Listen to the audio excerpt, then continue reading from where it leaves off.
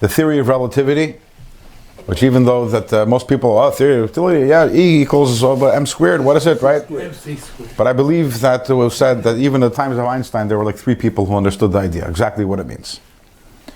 So it would be fair to say the idea is so deep, I don't understand it. And that's, when you say that's praising the idea, that's telling you how deep the idea is. I can't understand it. But what if you say that relativity is the theory of relativity is so deep that I can't touch it with my finger? Again, that's ridiculous. Why?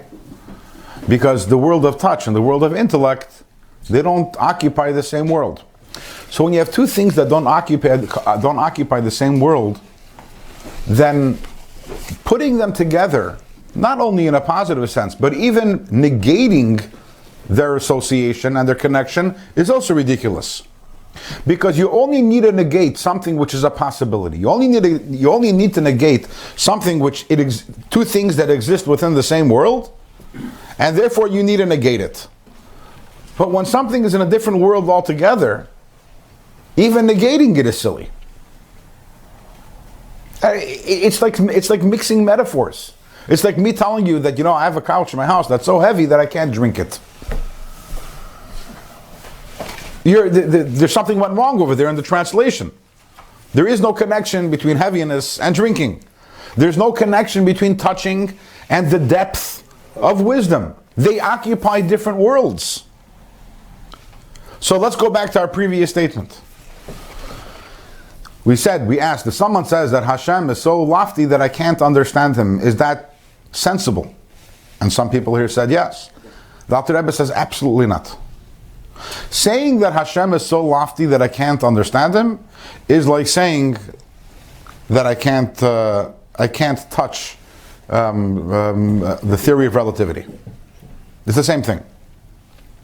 When you say that Hashem is so great I can't understand him, the implication is that because my IQ is only 160, and because Hashem is so deep, therefore I can't understand Hashem. But if I was a little smarter,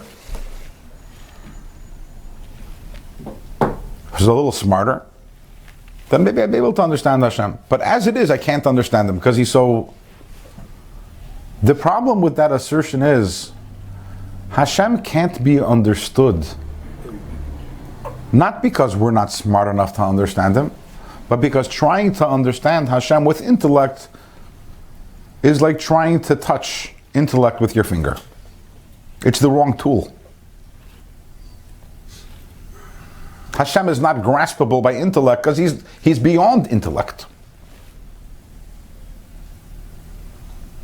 So to say Hashem is so deep I can't understand him is actually a silly statement. You understand why? Because of what is your implication? Yeah, but the inverse was you would be. Maybe if I was a little smarter, and maybe if he wasn't so deep, maybe I'd be able to...